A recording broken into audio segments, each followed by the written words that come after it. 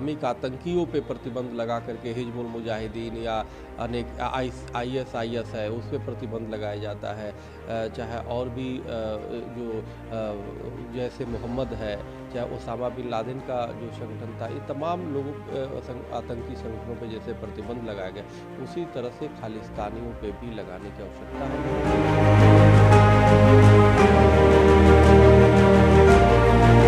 पाकिस्तान आतंक का गढ़ हुआ है, उसी प्रकार से आज कनाडा भी खालिस्तानियों का और खालिस्तानी आतंकियों का गढ़ बन चुका है।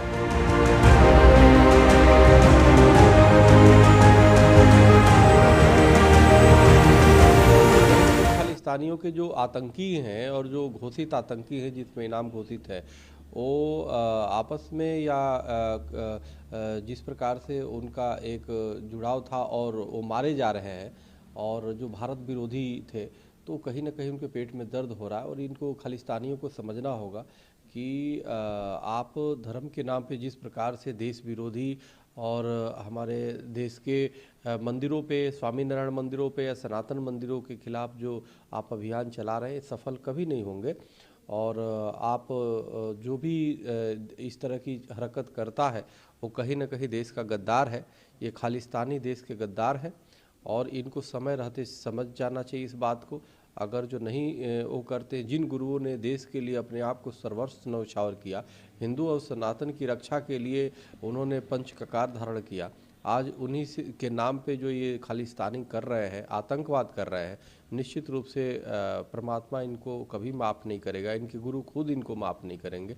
तो यह एक आतंकी सोच के लोग हैं और हमें लगता है कि पूरे विश्व में इन पे प्रतिबंध लगाए जाने की आवश्यकता है। संयुक्त राष्ट्र संघ से मेरी मांग है कि इन पे प्रतिबंध लगा करके, जैसे इस्लामिक आतंकियों पे प्रतिबंध लगा करके हिजबुल मुजाहिदीन या अनेक ISIS है उस पर प्रतिबंध लगाया जाता है, चाहे और भी जो जैसे मोहम्मद है, चाहे ओसामा बिन लादेन का जो संगठन था, ये तमाम लोगों आतंकी संगठनों पे जैसे प्रतिबंध लगाया गया उसी तरह से खालिस्तानियों पे भी लगाने की आवश्यकता है पूरे विश्व में। और इनके आतंकियों को ढूंढ करके उनको सलाखों के अंदर या उनको खात्मा करने की आवश्यकता है। सर, कनाडा जैसा देश जो बताता है नहीं, कनाडा का जो डूडो आए थे उनका जिस प्रकार से वो दे रहे, उनके पिताजी भी जो थे या पहले के भी जो राजनीतिक थे उन्होंने समर्थन दिया है।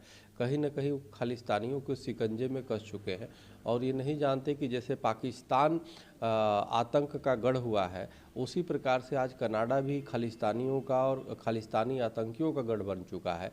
तो ये आने वाले कल में ये जो वहाँ की डूडो सरकार है वो कहीं ना कहीं कनाडा को इन आतंकियों के चक्कर में बर्बाद कर रहा है। कनाडा एक अच्छा देश है लेकिन कहीं ना कहीं उसकी छवि भी खराब हो रही है, वहाँ का माहौल भी खराब हो रहा है और पूरे जैसे पाकिस्तान की जो छवि है आतंकियों को पनाह देने का, उसी तरह की आज छवि कनाडा की जा रही है, जो बड़ा दुर्भाग्यपूर्ण है। यह हमारे जो अंतर्राष्ट्रीय संबंध है उसको भी बिगाड़ रहे हैं, भारत से जो संबंध है, और सिखों को भी बदनाम कर रहे हैं। तो इसलिए सिख हमारे राष्ट्रभक्त हैं जिन्होंने सब कुछ वो किया, लेकिन एक खालिस्तानी देशद्रोही आतंकी हैं।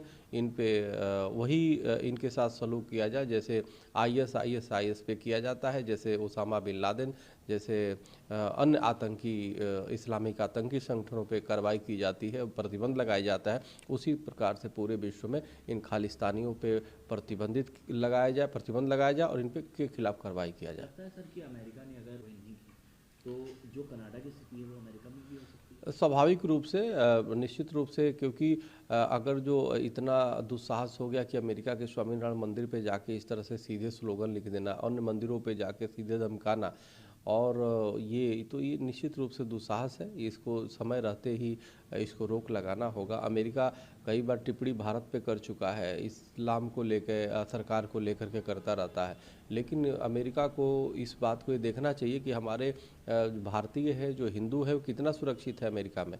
तो इसलिए सुरक्षित नहीं है, और वो चाहे सिखों के ये जो खालिस्तानियों के द्वारा आतंकी हमले हों, आतंकी टेरर हो, या और जो घृणा हमारे पैदा किया जा रहा है भारतीयों के प्रति और उन पे हमले किए जा रहे हैं, तो ये सोचने वाली बात है, बहुत ही दुर्भाग्यपूर्ण है। अगर ऐसा रहेगा तो पूरे भारत के लोग अगर जो छोड़ दे वहाँ से, अमेरिका या कनाडा छोड़ दे, तो वहाँ बचेगा क्या? वहाँ कुछ नहीं बचेगा। तो इसलिए अमेरिका और कनाडा को समय रहते इस खाली पाकिस्तान के खिलाफ कदम उठाने चाहिए।